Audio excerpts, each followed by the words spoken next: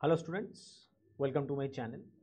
তো তোমরা যারা ফ্রি ইউপিএসসি কোচিং বা ইউপিএসসির জন্য গভর্নমেন্ট কোচিং সেন্টারের জন্য কোয়ারি করছো বা খুঁজছো, তাদের জন্য তোমরা সকলেই হয়তো জানো বা অনেকে হয়তো জানো না, Satyanarayan Tagore civil service study centre হচ্ছে পশ্চিমবঙ্গ রাজ্য সরকারের দ্বারা চালিত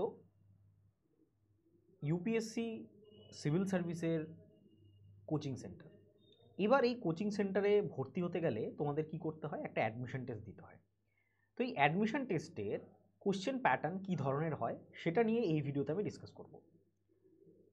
এসএনটি সিএসএসসি আগের নাম ছিল CSSC, civil service study centre, যেটা 2014-এ স্ট্যাবলিশ করা হয় এবং তোমরা যদি দেখো, organization was started on January 25, 2014।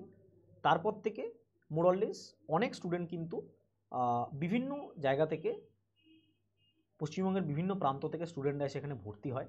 2021-এ SNT CSSC form করা হয় এবং 2022 থেকে নতুন প্যাটার্নে অ্যাডমিশন টেস্ট নেওয়া হয়।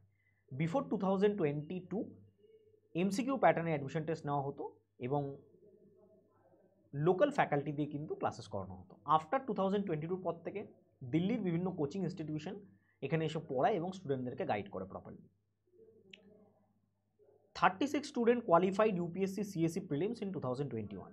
2021-এর প্রিলিমস যেটা দেওয়া হয়েছিল ইউপিএসসির, সেটা 36 জন স্টুডেন্ট কোয়ালিফাই করেছিল এবং সেটা বেড়ে গিয়ে 2022-এ 50 জন স্টুডেন্ট এখান থেকে কিন্তু ইউপিএসসি প্রিলিমস কোয়ালিফাই করে। 2023-এ সংখ্যাটা বেড়ে গিয়ে হয় 66 এবং 2024-এর ইউপিএসসি প্রিলিমস 54 জন কিন্তু কোয়ালিফাই করে। 2022-এ 15 জন ক্যান্ডিডেট এসএনটি সিএসএসসি থেকে পার্সোনালি টেস্ট বা ইন্টারভিউ দেয় ইউপিএসসি, যেখান থেকে 7 জন কিন্তু ফাইনাল লিস্টে জায়গা করে নেয়, অর্থাৎ সাকসেসফুল হয়। এবং 2023-এ 16 জন ক্যান্ডিডেট ইউপিএসসির পরীক্ষায় পার্সোনালি টেস্ট দেয় এবং 2023-এ 9 জন ক্যান্ডিডেট কিন্তু ফাইনাল মেরিট লিস্টে জায়গা করে নেয়। এবার এই যে অ্যাডমিশন টেস্ট রয়েছে, অ্যাডমিশন টেস্টের কোশ্চেন প্যাটার্ন কীরকম হয়? আমরা যদি 2023-এর যে অ্যাডমিশন টেস্ট ব্যাচ 2023, যেটার অ্যাডমিশন টেস্ট 8 মে 2022 হয়েছিল, প্রথম যে বছর থেকে নতুন প্যাটার্নের অ্যাডমিশন টেস্ট হচ্ছে সেই প্যাটার্নটা ফলো করি। 200 মার্কসের অ্যাডমিশন টেস্ট হয়, যেখানে প্রথম বছরে একটু ডিফারেন্ট টাইপ অফ প্যাটার্ন ছিল। এমসিকিউ থেকে 20টা প্রশ্ন এসেছিল, তার জন্য 70 মার্কস ছিল। ডেসক্রিপটিভ কোশ্চেন 4টে ছিল, যেখানে 20 করে 80 মার্কস ছিল এবং এসে একটা এসেছিল যেটা 50 মার্কস ছিল। টোটাল 200 মার্কসের পেপার হয়েছিল। কিন্তু আমরা যদি 2023 সাল থেকে দেখি, যে প্যাটার্ন কন্টিনিউ করছে, এটা 2023 কোশ্চেন পেপার। 2024-এর কোশ্চেন পেপার এখনও অথরিটি আপলোড করেনি। তো সেই জায়গায় দাঁড়িয়ে 2023-র যে কোশ্চেন পেপার রয়েছে, এই প্যাটার্নটাই কিন্তু বর্তমানে স্ট্যান্ডার্ড প্যাটার্ন হিসেবে গণ্য হয়। 35টা এমসিকিউ প্রশ্ন আসে, যেখানে 70 মার্কস থাকে। 4টে ডেসক্রিপটিভ কোশ্চেন আসে, যেখানে 80 মার্কস থাকে। তোমার 7টা ডেসক্রিপটিভ আসবে, তার মধ্যে থেকে 4টে তোমাদের লিখতে হবে এবং একটা এসে প্রশ্ন আসে।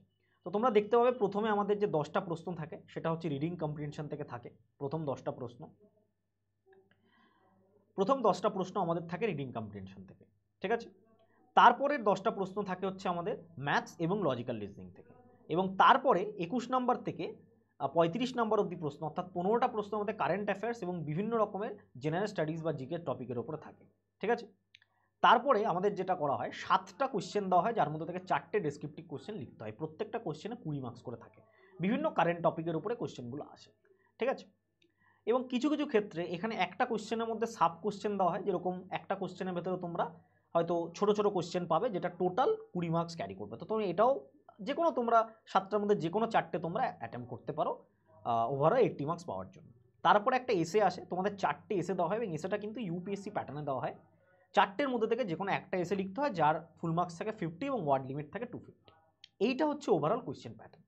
তোমরা যারা প্রিপারেশন নেবে ভাবছো এসএনটি সিএসএসসির জন্য, তারা আমার ফাউন্ডেশন কোর্স চলছে, এই বছর যে এক্সামিনেশন হবে, মে মাসে এক্সামিনেশন হবে অ্যাডমিশন টেস্ট, সেই ফাউন্ডেশন কোর্সে ভর্তি হতে পারো, বা এই কোর্স সংক্রান্ত বা এসএনটি সিএসসি সংক্রান্ত কোনো রকম যদি জিজ্ঞাসা থাকে, তার জন্য নিচের হোয়াটসঅ্যাপ নাম্বারে আমাকে হোয়াটসঅ্যাপ করতে পারো। Thank you.